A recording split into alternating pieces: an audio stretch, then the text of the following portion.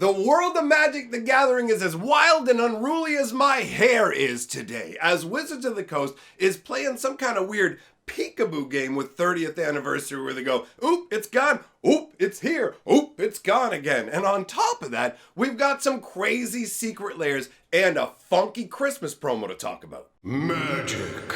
I am a wizard! History. I'm an old wizard! The Magic Historian. My bones hurt. Greetings, owners of fine luxury cardboard rectangles, my friends. I hope the day finds you well because we have gathered for another installment of Mega Magic News, and a lot has been going on while I was away. Celebrating my 50K subscribers, thank you guys for that, and also my birthday yesterday. Thanks for all the well wishes, my friends. So, obviously, I have to catch up on what's going on with the 30th anniversary situation, and I have to admit, I was baffled. People sent me all kinds of different messages and sent me down all kinds of different rabbit holes with this scenario. So, from the last video, just so we're all on the same page, I made that video immediately after the sale had concluded, and at the time, on my phone, it showed as sold out, which is why I reported on it as sold out. Afterwards, Wizards came out with a very oddly worded tweet that said the 30th anniversary sale had concluded, no more was available for sale, and thanked everybody for joining in, which is very, very strange wording, right? You go, okay, normally you would say it's sold out. What's the deal here? Well, then things start trickling in saying, even when they made that announcement, over in Singapore on a website, there's this official Wizards of the Coast account, and they had 800 copies of the 30th anniversary edition, collector's edition. There's so many things going on that my brain twists it all into one amalgam. But anyways, obviously, we're talking about the $1,000 proxy packs, if it's not obvious. So, the deal is like this. I start looking into that and I go, okay, so wait, what happened? So these are up for sale, and they were up for sale, and the amount that were available were listed. There was 800, then 797, then 791, and it progressed a bit like that before somebody went into the back end and tweaked it, so now all of a sudden it would just say one was available. So you could order it, they were there, but you couldn't see how many had sold. Now it was pointed out that at the time they were being sold, that it might have been 2 or 3 a.m. in that part of the world. So some people were saying, yo, it only sold like 8 boxes. It's a dog, and they took it down. And other people are saying, hey, it's the middle of the night over there. These things wouldn't sell at 3 in the morning in North America either. So that's not really a good indicator. So you have that thing going on over there. But then to add in even more confusion, abruptly out of nowhere, for a span of roughly half an hour, it went live again the next day. So they had the stuff saying, hey, it's available for sale. But then there's conflicting reports here even where people are going, I made it all the way through checkout and I was able to buy it. And other people going, I went all the way through checkout right to the end and it wouldn't let me complete the transaction. So I have to admit that at this point, the waters are so muddied that it's virtually impossible to tell what's going on. My initial thought was, hey, Wizards of the Coast sold it all out. Why else would they stop? They want every dollar. But with this whole sort of, we've got it over here, we're making these weird tweets, it clearly wasn't a case of them selling out the product. And at this point, we don't have any idea.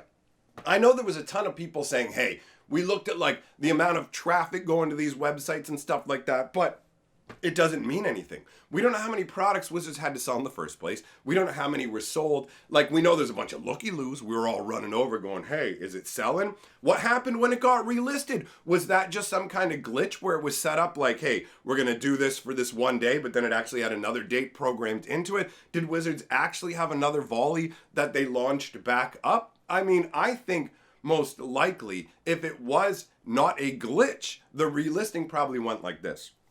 The original sale happened, and you've got a bunch of people putting stuff in carts just to move through and check it out and not really buying stuff. You have a bunch of orders that need to go through. There might be cancellations. There might be fake credit card numbers, stuff like that, because you have to understand there are so many people who are genuinely angry about this product that they're running around basically putting fake bids on eBay, all this sort of thing. Like, yo, I'm sending sellers an offer of $15 on their boxes to freak them out. So they think that they've got this complete garbage. So there is a lot of behind the scenes maneuvering going on where you don't know 100% whether it's all like legitimate sales. So Wizards might have said, okay, we have this much extra, let's put it back up. We saw that with the Hasbro Pulse stuff in the past, right? So they would have the convention editions, they would sell a bunch, but then the next day they would have whatever didn't get sold through orders or things like that. But I don't have any clear concrete information about this, which is really frustrating because honestly, the 30th anniversary has caused massive problems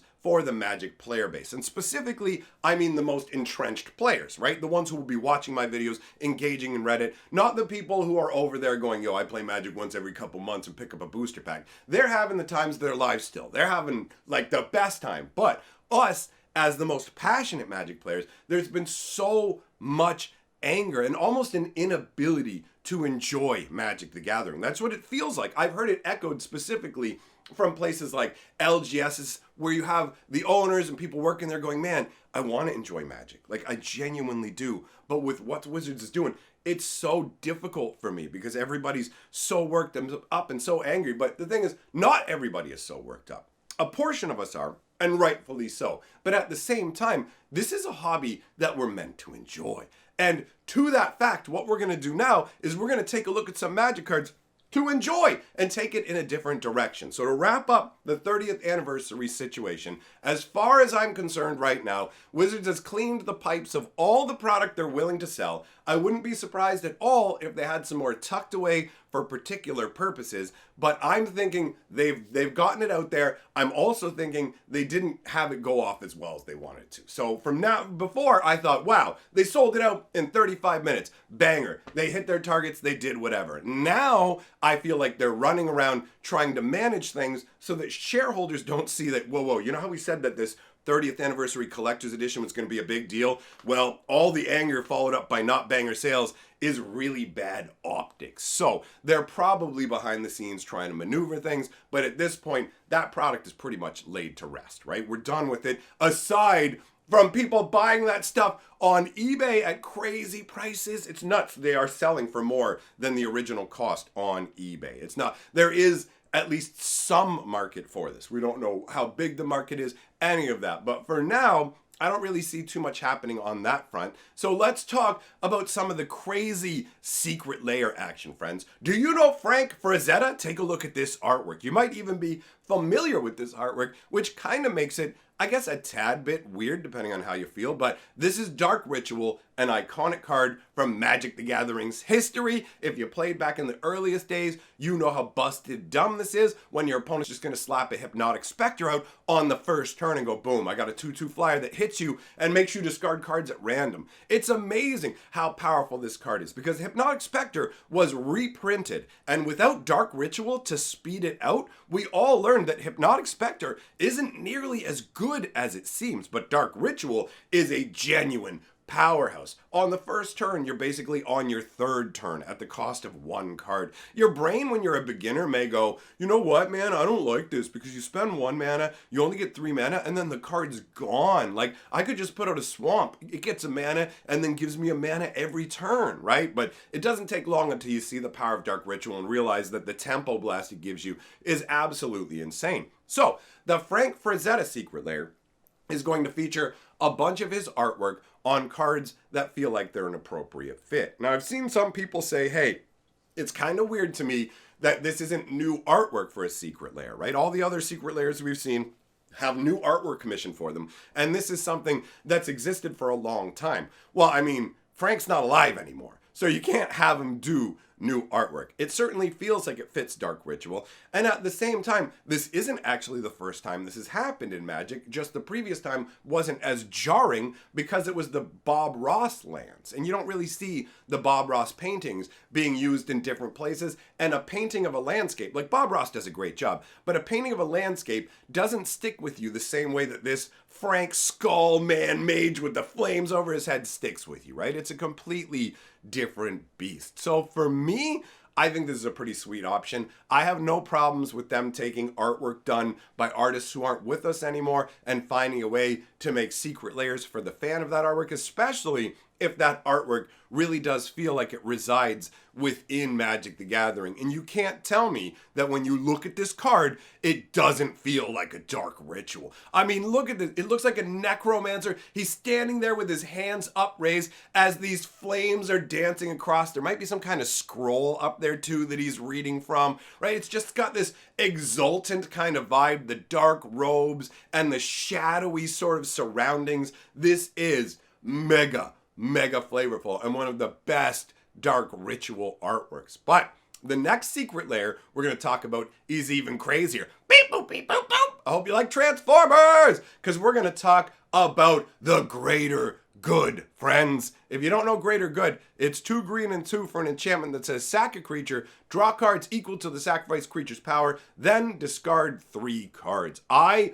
love this card. As a big Greenie Boy player, sacking a fat Giganosaurus to this and going, yo, I'm gonna draw 10 cards. Oh, do I have to discard 3? Guess I only got 7 cards from that. And you can do this at instant speed. This card is awesome, right?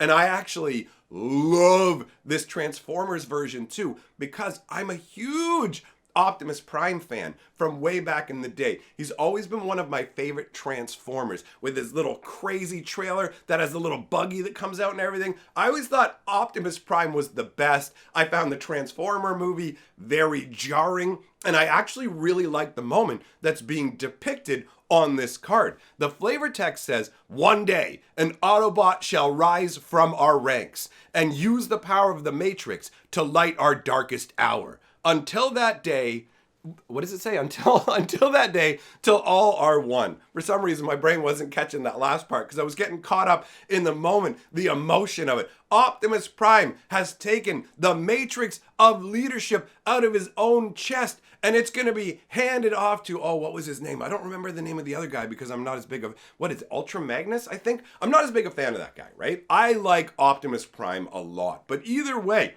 the matrix of leadership is essentially a conduit to the Transformer gods. And by having it within you, it empowers you, but also lets you speak to like deceased leaders from previous generations of the Transformers. For gigantic robots, they have a crazy undertone of spirituality. And this is an incredibly sacred object that is being handed off. This is a big moment. There's a gigantic planet-eating, almost demon thing that goes around just eating planets. And even it is afraid of this device. The Decepticons want to get their hands on it. It's really cool, man. It's almost like a god's soul or something like that. I might be slightly off. I may not know all the Transformers lore, but this is really, really cool. Like, for the greater good. That's what Optimus Prime is about, making that sacrifice. It's not about him. It's making sure that the Transformers survive and caring about his people. Optimus Prime is awesome. He looks awesome. He's got an awesome voice. He's such a cool character. Anyways, speaking of cool, let's take a look at the holiday promo because it is awesome. It's Chaos Rap, friends, which is a play on Chaos Warp. Take a look at Chaos Warp. You can see in the Chaos Warp artwork, there is a soldier that's being transformed into like a rhinoceros. I always really appreciated the way this artwork is done because it makes it almost look like one continuous being, except for that red portal that's in the middle. Like what's happening is a soldier's leaping through it and transforming basically into a rhinoceros, or a rhinoceros is just being pulled through the aether. I'm not 100% sure whether the being is being polymorphed or if the portal is actually pulling a different being in at the same time. But regardless, when you take a look at the artwork for Chaos Rap, you can see it's the same concept from a different angle. You got the back legs of a person being turned into the forefront of a rhinoceros, and that rhinoceros is covered in wrapping paper. How much fun is that? That's such a great play on a card, and all they had to do was switch the A and the R in the name. Now, let's talk about not only the good art execution, but the ability, which is really fun. It says, the owner of target permanent shuffles it into their library. Then they look at the top card of their library and may wrap it. If it's a permanent card, they can put it onto the battlefield. Otherwise, they put it onto the battlefield face down as a 4/4 red present creature. And it says to wrap a card, put it inside lots of sleeves. If it will be dealt damage or destroyed, remove a sleeve from it instead. This is such epic design. It takes the original idea of Chaos Warp, preserves it while also tweaking a bit and making it better, because Chaos Warp only gets you a permanent. Chaos Wrap will turn a non-permanent spell into a permanent, so you always net something from this. You're never left just going, okay, I'm hosed here. And the wrapping part, where you slap as many sleeves onto it, is great from a perspective of flavor. There's the Chaos Wrap, but also as a mechanical ability. Every one of those sleeves equals a protective shield on that creature. Man, I absolutely want to get one of these for my cube. And speaking of my cube and Magical Joy, if you guys didn't know, I have enacted a full 31 days of Magical Joy. I am doing 31 magical openings for you guys. Because you know what? We have been through a lot in the last 2 months, and it has been pretty miserable. So we need a lot of Magical Joy, and that's what I'm bringing. The first video has actually already been released. It came out around 9 o'clock this morning, and if you want to know what it was like back in the day of Invasion, we're talking over 20 years ago, you want some good magical action, go check that out. And then come back every day for the whole month for more magical openings. I've already recorded a dozen. I spent my birthday recording a dozen magic videos for you guys because that's what we all need right now. Get ready to love again, friends, because that's what we're going to do. So, I'll have the link up on the screen. Head on over. Make sure you're subscribed. We're going to do it every day for a whole month, nonstop. Thanks for coming by, my friends. Big shout out to my patrons, and I will see you all here for the next video. In the meantime, let's enjoy some magic together.